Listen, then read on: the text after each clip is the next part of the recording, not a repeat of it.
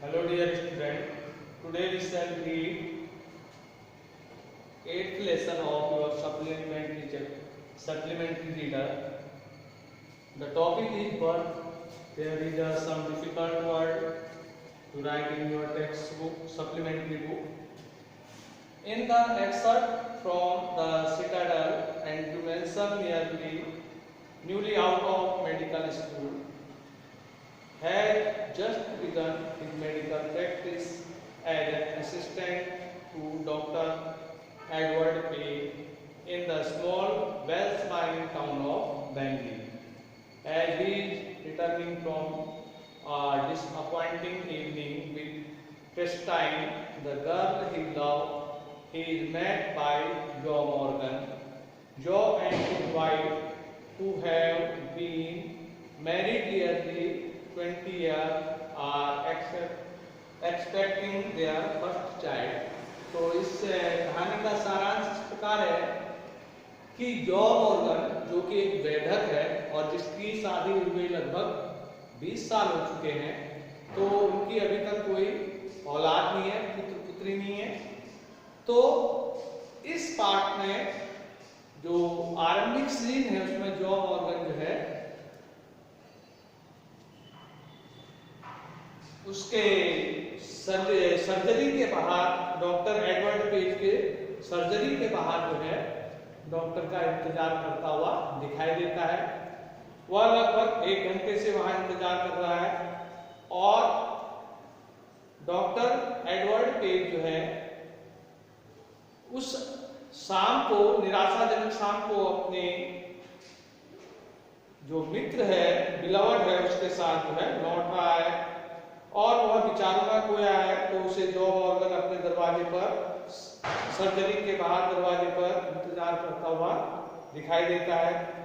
तो उसको देखते ही जॉ मॉर्गन राहत की सांस लेता है और वह कहता है कि समय से पहले मेरी पत्नी को आपकी आवश्यकता आ पड़ी है। तो जैसे वह यह बात कहता है तो एडवर्ड पेज जो है, डॉक्टर अपने शल्य चिकित्सा के अंदर जाता है और कुछ टूल्स लेकर जो है वह उसके साथ उसके घर की ओर रवाना होते हैं। वह अपने विचारों में ही खोया रहता है। जब वहां जाता है तो एक सीढ़ी को पार करते हुए वह नेक्स्ट फ्लोर में, 2nd फ्लोर पर जाता है, जो कि एक छोटा सा कमरा है जहां जो पेशेंट है वह बिस्तर पर लेटी है। उसके बगल में जो श्रीमती मॉर्गन और उसकी मां, साथ में एक एल्डरली मिडवाइफ जो कि एक मोटी बुजुर्ग महिला है, वह इंतजार करते हुए उनको पाता है। तो वह उसका एग्जामिन करता है और उसके बाद कहता है कि अभी समय है। तो उसकी मॉर्गन की, मिसेज मॉर्गन की मां जो यह देखती है कि डॉक्टर जो है, डॉक्टर ने उससे कहा है कि समय अभी और अधिक है, कहीं वह फिर आऊंगा करके ऐसा बहाना करके चला न जाए। वह उससे कहती है कि मैं तुम्हारे लिए चाय बनाती हूँ। तो डॉक्टर उसके विचारों को समझते हुए कहता है, माँ चिंता मत करो, मैं सारा काम समाप्त करने के पश्चात ही जाऊंगा। और वहां से उतरकर वह जो है किचन में आग जलाने वाले स्थान पर जाता है और वहां पर वह महिला उससे चाय देती है, साथ में दीवार के साथ खड़ी रहती है और उसके ध्यान जो है डॉक्टर पर लगे रहते हैं और डॉक्टर अपने इसके विपरीत अपने विचारों में खोया रहता है। तमाम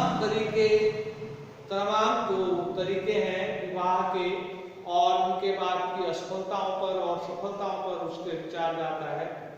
तो तभी वह चौंकता है जब मिसेज मॉर्गन की मां उसे संबोधित करती है। वह जाके फिर एग्जाम करता है तो वो देखता है कि समय अभी और है। फिर वह जाकर बैठ जाता है। सुसान, जो कि जॉ मॉर्गन की पत्नी है, वह उससे कहती है कि उसे क्लोरोफॉर्म न दिया जाए अगर इससे बच्चे को नुकसान होता है।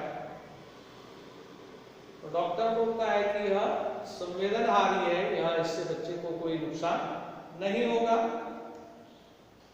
और सुबह जैसे ही सिंक से टूटे हुए सिरे से जो है सूर्य का प्रकाश निकलता है तो बच्चा पैदा हो जाता है, और 1 घंटे के अथक प्रयास के पश्चात वह बच्चा पैदा तो होता है लेकिन वह लाइफलेस है, निर्जीव पैदा होता है। तो डॉक्टर की जो है उसकी सुसान की माँ को देखकर उसके बच्चे की चाहत याद आती है, और एक तरफ तो वह चाहता है कि वह बच्चे को पुनर्जीवित करे, पर दूसरी तरफ उसकी जो जिम्मेदारी है वह सुसान मॉर्गन की तरफ भी है, जो कि एक मरणासन स्थिति में पड़ी हुई है, वह जीवन के लिए संघर्ष कर रही है।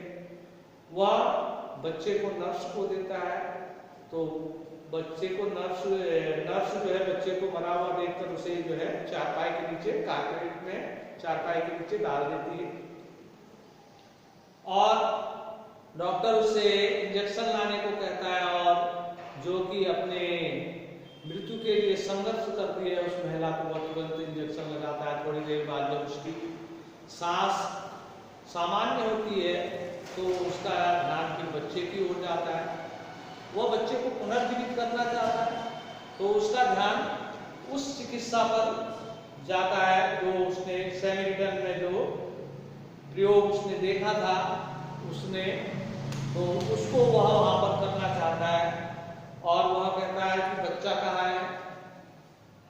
तो जो नर्स है वह इशारे से उसको बताती है, वह अपने हाथों से, यंत्रवत हाथों से जो है उस बच्चे को बाहर निकालता है।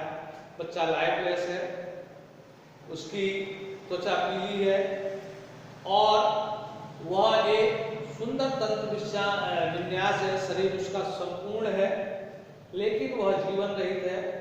शायद ऑक्सीजन की कमी या पीलिया उस बच्चे को है, तो वह तुरंत ही उस सैनिटन में जो उसने ट्रीटमेंट देखा था उस ट्रीटमेंट की याद आती है, वह उस बच्चे के लिए वही जो ट्रीटमेंट है वह करना चाहता है। वह उससे कहता है कि तुरंत 2 बेसिन लाओ और 2 बड़े जग लाओ, गर्म पानी लाओ, ठंडा पानी लाओ।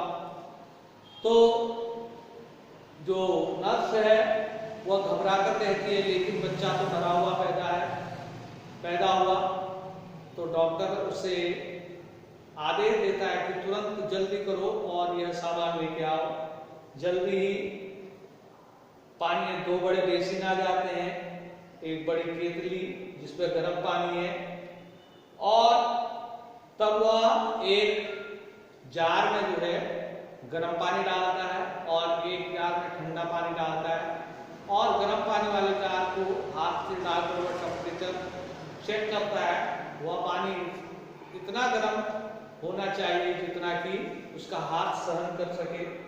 तब वह बच्चे को एक जादू के समान पहले ठंडे पानी में फिर गर्म पानी में आधे घंटे तक वह प्रयास करता है, और लगातार प्रयास करने के कारण उसके जो आईब्रो है वो पसीने से भीग जाती है और उसकी बांह लटक जाती है, पर बच्चे में कोई सांस नहीं आती है। एक निराशा की भावना डॉक्टर पर छा जाती है।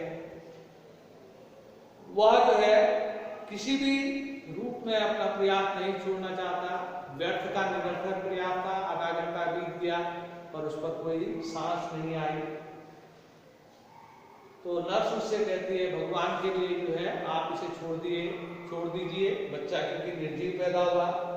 लेकिन डॉक्टर अंतिम रूप में प्रयास करना चाहता है। वह खुरदुरे तौलिए से उसकी छाती को रगड़ता है और अपनी उंगलियों से उसकी छाती को धीरे से दबाता है और छोड़ता है। तब अचानक ही एक जादू होता है और उसके हाथों की उंगलियों के नीचे उसकी छोटी सी छाती में हल्की सी जो है एक सांस आती है, फिर दूसरी आती है। डॉक्टर को लगभग मूर्छा खा जाती है और तब बच्चा है वह उत्कृष्ट ढंग से चीख मारता है। तो जो नर्स है वह लगभग पागल हो जाती है, उस पर दौरा खा जाता है। वो कहता है हे ऊपर वाले देवता, बच्चा पुनर्जीवित हो गया। अब क्योंकि डॉक्टर बहुत थक चुका है, सुबह का समय हो गया है, वह अपना सामान उठाता है और नीचे बर्तन धोने वाले स्थान पर जाकर पानी पीता है और नर्स से कहता है कि वो अपना कोट और अन्य सामान लेने के लिए बाद में आएगा। फर्श जो है बेतरतीब गंदा पड़ा हुआ है। जब वह बाहर आता है तो जो खदान में जाने वाले व्यक्ति वो अपने काम के लिए निकल चुके हैं और रात की शिफ्ट समाप्त हो चुकी है, और उसके जो पैरों के पदचाप है वह जो है अन्य लोगों से मिल जाती है। तब वह मन ही मन कहता है कि आखिर में मैंने एक उत्कृष्ट कार्य किया और एक ऐसा कार्य किया जो कि हमेशा जो है वैली और जो कि माइनिंग के जो टाउन है वहां पर हमेशा याद किया जाएगा। यही पाठ का सारांश है। तो कल इससे संबंधित आपको क्वेश्चन आंसर भी कराए जाएंगे। ये जो कुछ डिफिकल्ट वर्ड है इसे आप कॉपी पर लिख लेंगे।